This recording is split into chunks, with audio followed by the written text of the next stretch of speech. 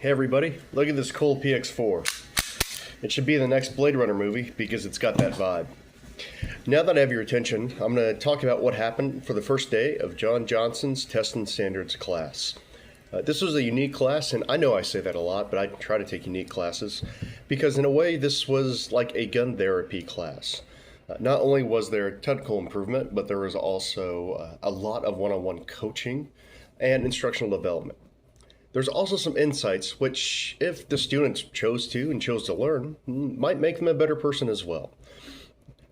John started the day with a big lecture to talk about his philosophy and his way of thinking. For him, this was an appropriate context because this is very much a cognitive class. For other classes, it's just better just effectively start shooting after the safety brief. But for this class, we're kind of pushing the boundaries of talking about skill development, talking about items like the flow state, talking about items such as visual processing. There is a time and place where you can be good enough at shooting. That's up for you to decide, whether it be for professional utilization, concealed carry, or just blasting with your friends at the range. There's a time and place for good enough. On the flip side of that coin, though, there's a time and place to explore the fringes of shooting. Is it possible to set up the correct mental processes and correct cues in order to more likely enter into the flow state? How do we do that? Should it be appropriate for some types of shooters? What do we need to exactly look at? How do we understand visual processing more?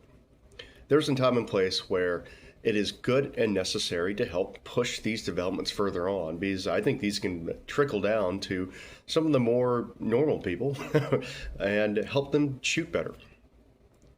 There's a lot of really cool things in this class, and there's a lot of one-on-one coaching, and I'm learning a whole lot. It's a whole lot of fun.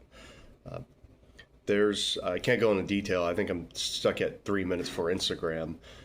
But one of the things that I really appreciated was the way that John took a lot of one-on-one time with each student. And he even said this as well. He said, hey, I'm going to spend a lot of time on this, but I want you to watch.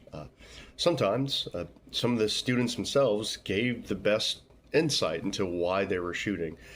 A lot of shooting is introspective. Now, if you want to get better, the only way to get better is to evaluate yourself. We are essentially our best coaches.